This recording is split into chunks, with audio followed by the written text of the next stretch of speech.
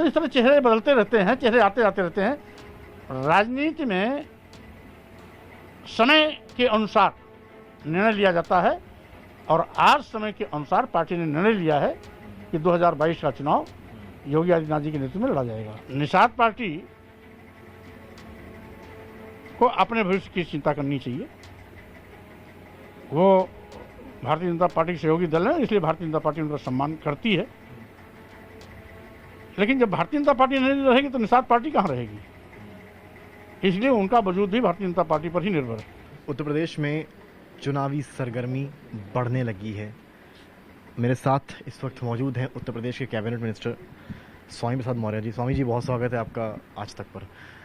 हलचल बढ़ गई है चुनाव को लेकर। BL संतोष साहब आ रहे हैं, राधा मोहन साहब आ रहे हैं। भाजपा इलेक्शन के लिए कितनी तैयार?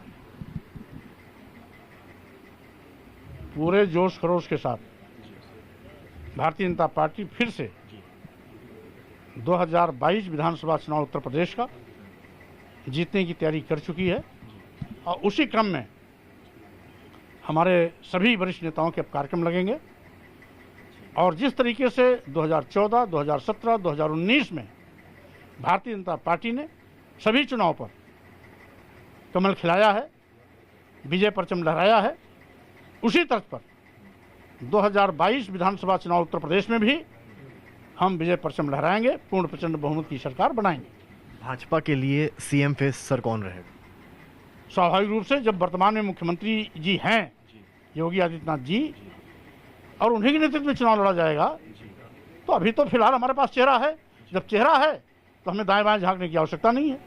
आपने पिछली बार कहा था कि जो नेतृत्व होगा वो डिसाइड करेगा कि CM फेस कौन रहेगा, तो इसको देखते हुए क्या आप एक तरफ कह रहे हैं आप नेतृत्व जो है डिसाइड करेगा और आप जब भारतीय जनता पार्टी ने तय कर दिया कि मुख्यमंत्री योगी आदित्यनाथ जी के नेतृत्व में 2022 का चुनाव लड़ा जाएगा, तो स्वाभाविक रूप से चेहरा अपने आप स्पष्ट हो गया। स्वामी प्रसाद मौर्य जी क्या सोचते हैं इस बारे में? जो पार्टी सोचेगी वही स्वामी प्रसाद मौर्य सोचेंगे।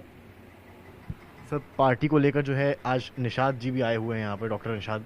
उन्होंने कहा है कि उनको डिप्यूटी CM भाजपा को बना देना चाहिए, इससे भाजपा को इलेक्शन में फ़ायदा होगा। अब ये उन्होंने अपनी इच्छा जाहिर की है, लेकिन वो भारतीय जनता पार्टी के नहीं हैं, सहयोगी दल के रूप में है। सहयोगी दल के रूप में उन्होंने अपनी कोई बात रखी है।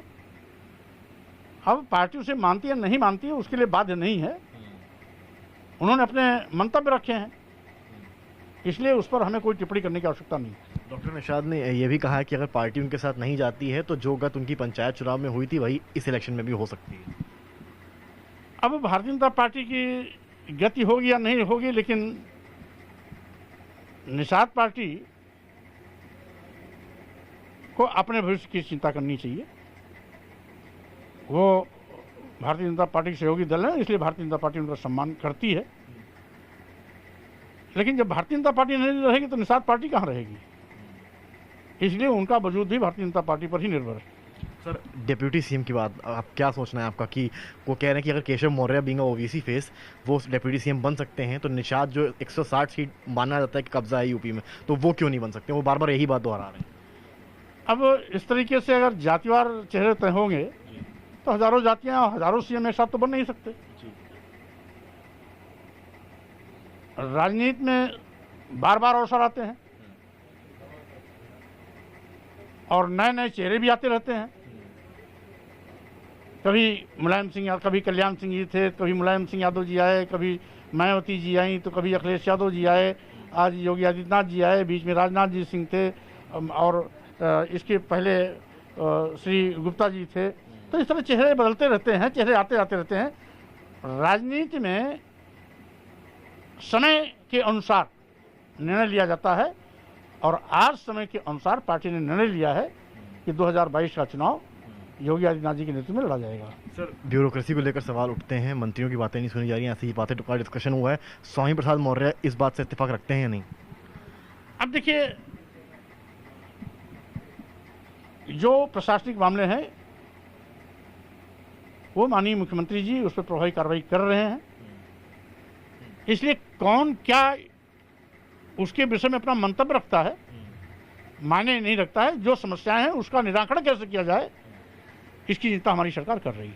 मतलब डोमिनेट कर रहा है ब्यूरोक्रेसी थ्रू आउट, ये ऑपोजिशन का भी आरोप लगा है कि कहीं ना कहीं जिसके से संगठन की छवि बहुत इंपॉर्टेंट है इस समय में आके, ये आप भी समझते होंगे। नहीं, देखिए, हर चीज का अपना अलग अलग महत्व है। जी।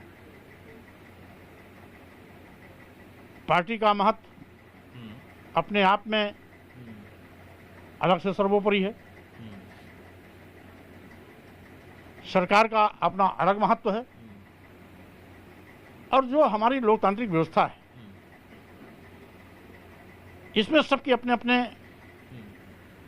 कार्यक्षेत्र हैं और एक दूसरे को दूसरे के कार्यक्षेत्र में अनायास दबाव बनाने की आवश्यकता नहीं है।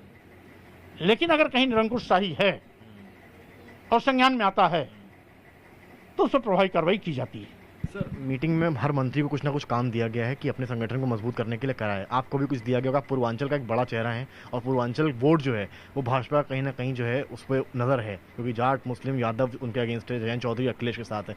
आप पर्सनली जो है पार्टी के उसमें काम करेंगे, क्या फोकस रहेगा आपका इलेक्शन से पहले? देखिए, मुद्दे भारतीय जनता पार्टी तय करेगी, जो मुद्दे होंगे वही हम सबका होगा। और पूर्वांचल हो, बुंदेलखंड हो, पश्चिमांचल हो, उत्तरांचल हो, स्वामी प्रसाद मौर्य हर जगह उतने ही लोकप्रिय हैं जितने कि पूर्वांचल में। इसलिए हमारा कोई अलग से मुद्दा नहीं है, मुद्दा पार्टी का है। और जो भी जिस एजेंडे को लेकर पार्टी आएगी उस एजेंडे पर हम सभी लोग सामूहिक रूप से मिल करके 2022 का विधानसभा चुनाव फतह करेंगे। मतलब आप कह रहे हैं कि आखिरकार की जो सीएम फेस हैं वो योगी जी ही हैं और अब उन्हीं के नेतृत्व में लड़ेंगे। जब ये पार्टी का फैसला है, हमने कह दिया, पार्टी से बड़ी कोई चीज नहीं होती है। पार्टी ने एक लाइन तैयार कर दी है तो स्वाभाविक रूप से उस लाइन पर सबको चलना चाहिए। एक आखिरी सवाल आपसे ले रहा हूँ, अखिलेश यादव तो कह रहे हैं कि भाजपा आई नहीं, हम आ रहे हैं, बहुत कॉन्फिडेंट है वो। अब मुंगेरी लाल के हसीन सपने देखने का सबको अपना अधिकार है। अगर अखिलेश जी भी सपना देख रहे हैं तो कोई नई बात नहीं। बहुत शुक्रिया। तो ये थे हमारे साथ UP cabinet minister Swami Prasad Maurya ji, जिन्होंने तीखा हमला किया अखिलेश यादव पर और कहा है बेसिकली कि जो पार्टी है वो तैयार है सीएम योगी आदित्यनाथ के चेहरे के अंडर चुनाव लड़ने के लिए, क्योंकि उनके मुताबिक संगठन जो डिसीजन लेगा उस पर अमल कर हर किसी को चलना पड़ेगा और वो भी उसी पर अमल करके इस चुनाव में उतरेंगे। कैमरामैन नीरज कुमार के साथ समर्थ श्रीवास्तव।